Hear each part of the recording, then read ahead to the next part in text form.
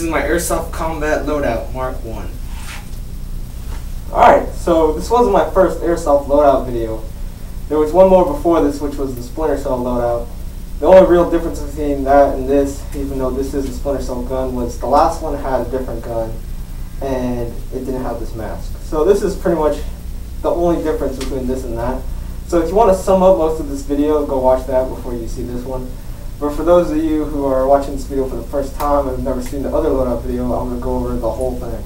Okay, so this is my primary G&G F2000. It's in tan, even though this whole loadout is made up of black, but it's just all I can find on eBay. And it came with a decent amount of upgrades, in my opinion. I'll flash a little list on the screen of the upgrades it has. And I put my own silencer on it, so it's good for the Splinter Cell loadout. And if you have one of these Army of Two masks, it's something to note is that you can't really aim down the sights, iron sights, with one of these masks on. But if you hold it out in front of you a little bit, you can get a picture of the sights. But I recommend that you get a rail riser. You get a rail riser from an F2000 if you're going to run this with any type of mask. So the F2000 is a real beast of a gun. Pretty cool. And this is going to be my primary for the Splinter Cell loadout, of course, since Splinter Cell's used the F2000 in the original games. But I'm going to get this out of the way and go over the rest of my loadout. Okay, so I'm going to quickly go over weapons. I got my sidearm, my drop leg soft shell right here. I don't know if you can see it. The camera kind of zooms in unnecessarily far. So for a sidearm, I used the KWA NS2 P226 professional training pistol. The reason I use this is because I got it on eBay for real cheap and it came with 3 magazines, so if I have a pistol with 3 mags, of course I'm going to use this. And it shoots really well. The only problem it has is that the slide lock is kind of wearing out because it's a steel slide catch on a really lightweight aluminum slide. So I might sell this eventually, but it is a good secondary because it has 3 mags and NS2 works pretty good. So I have one more weapon. It's on my leg. I don't know if you can see it again, but it's a rubber bayonet knife. These you can use these in certain game modes, and you got to ask your ref if knife kills are available. But it is made of rubber, but it's still a nice prop, and it looks really cool, and it works as a bayonet on an M4. And I used to have an M4, and it used to be on there, but I had to sell the M4 to get that F2000, which is well worth it. Okay, so the most obvious thing, like I said, which distinguishes this loadout from the other one is this Army of Two mask. It is e-bike custom, so there are a lot of flaws, such as one is this deviated septum right here. It's the nose. It's like way off to the left, and so are the eyes kind of. And there's lots of little blemishes on it, but you know, there's nothing to really complain about. They are, I think, what they said was it was handmade. So there's probably a lot of work that goes into these masks, and they're pretty cool. And as you can tell, it is a carbon fiber design on it. I don't believe it's real carbon fiber, but I am going to get a carbon fiber wrap and wrap some cool stuff up. But I do have real carbon fiber on my gloves, which I will get into.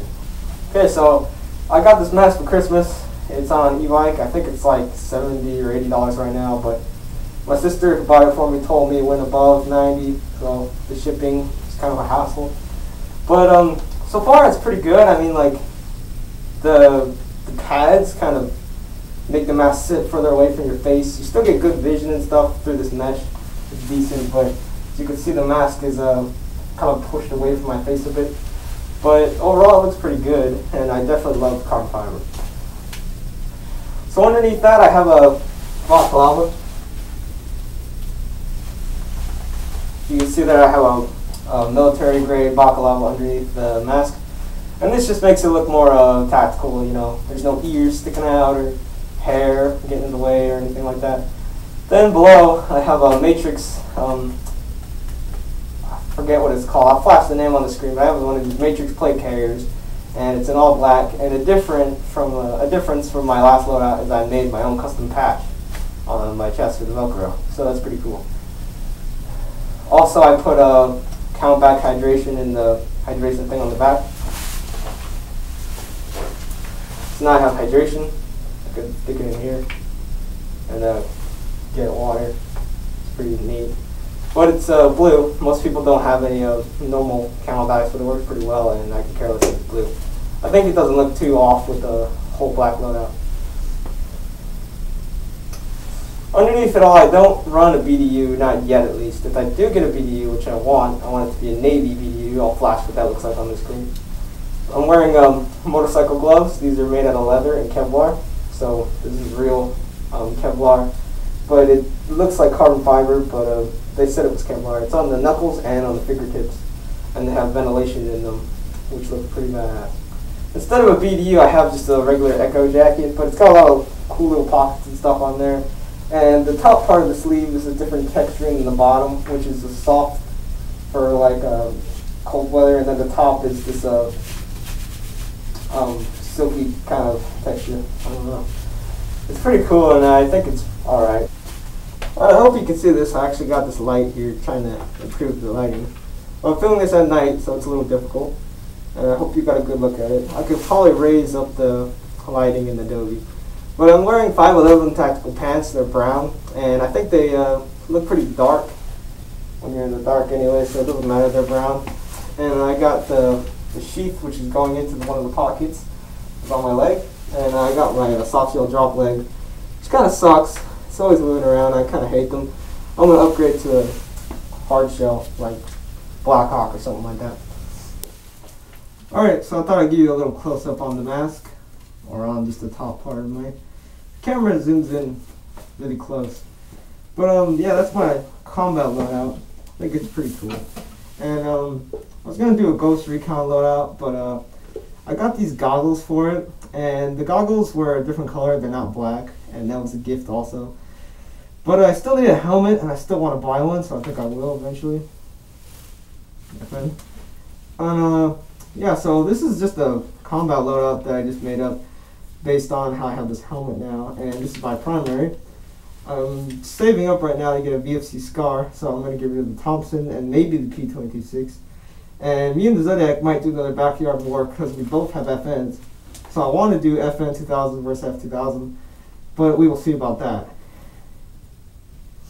And if you're interested in the Ghost Recon goggles that I got, they're not Ghost Recon, I just say that because it's part of the loadout. But if you're interested in seeing that, I'm going to put it in the Airsoft update that I just made, and it should be the previous video. So stay tuned. Going to be cool videos coming out, hopefully F2000 versus F2000, which would be interesting because we will both have Army of 2 masks on. So that would be cool. Alright, so subscribe to the channel if you're new here, and consult with the last Airsoft update to see a little bit about the Ghost Recon loadout.